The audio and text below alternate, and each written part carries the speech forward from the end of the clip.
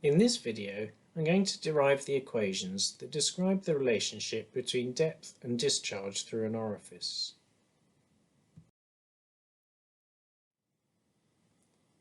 This is useful as we can use flow through an orifice as a means of measuring discharge. The flow equations for orifices are based on Bernoulli's equation along a streamline in a fluid of constant density under frictionless steady flow. An orifice used for flow measurement is an aperture with a sharp edge, with the beveled side facing downstream as shown in the diagram. Consider a large reservoir draining through a small sharp-edged orifice, and let the head at the centre of the orifice be H. In this situation, the fluid forms a jet at the orifice, which initially has a decreasing diameter. The point at which the jet has a minimum diameter is called the vena contracta. Let's consider 2 points joined by a streamline, one far from the orifice in the reservoir and the other at the vena contracta.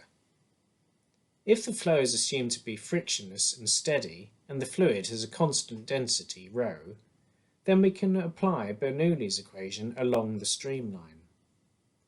Taking the elevation of point 1 above point 2 to be z1, we have z1 plus p1 over ρg plus u1 squared over 2g equals 0 plus p2 over ρg plus u2 squared over 2g. Since the reservoir is large and point 1 is far from the orifice, the velocity of point 1 will be negligible, and thus we can take u1 to be 0.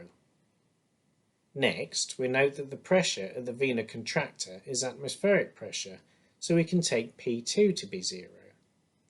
Finally, we note that p1 over ρg is the pressure head at point 1, which is simply the distance of that point from the free surface, h minus z1. Combining these two equations, we see that h equals u2 squared over 2g. This yields the equation u2 equals the square root of 2gh, which is called Torricelli's formula, after the 17th century physicist and mathematician Evangelista Torricelli. Now, we assume that the orifice is small, and thus the jet is small, so the velocity won't vary much across the vena contracta, so we can take u2 to be the average velocity. The continuity equation tells us that the discharge is the area of the vena contracta times u2. If the area of the orifice is A, then we have Q equals cc times A times u2, which is cc times A times root 2gh, where cc is the coefficient of contraction, defined as the area of the vena contracta divided by the area of the orifice.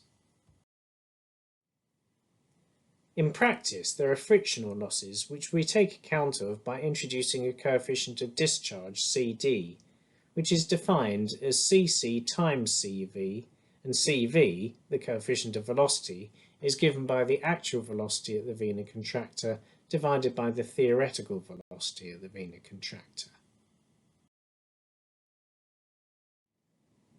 For a large orifice, the velocity isn't uniform across the vena contracta. Therefore, we need a different equation. Let's look at an elementary area of height delta z, which is part of the large orifice. If we assume that the small orifice equation is valid for this elementary area, then the discharge through it will be b delta z times root 2g h minus z. Here, I've called this delta q ideal, since we haven't taken account of the contraction and energy losses, i.e. we haven't included a coefficient of discharge. We need to integrate this over the height of the orifice to find q. Integration yields this expression. However, we need to reintroduce a coefficient of discharge to account for contraction and energy losses, giving us the expression q equals 2/3 cd b root 2g times h plus d over 2 to the 3 over 2 minus h minus d over t to the 3 over 2.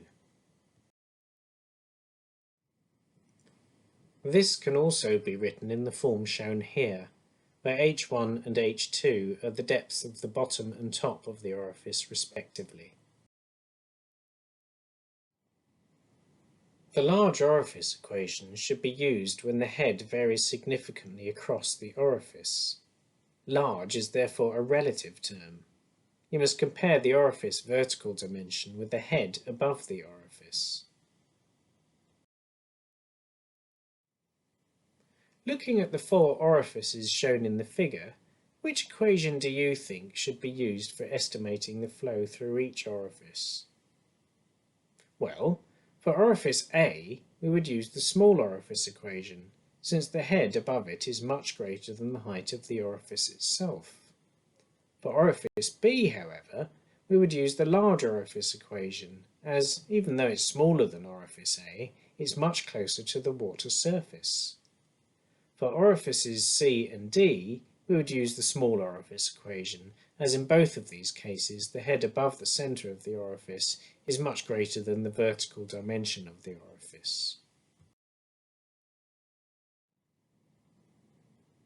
What about this example, in which the water only partially covers the orifice? In this case, we need a different equation. The orifice is acting as a rectangular weir, and that's the subject of another video.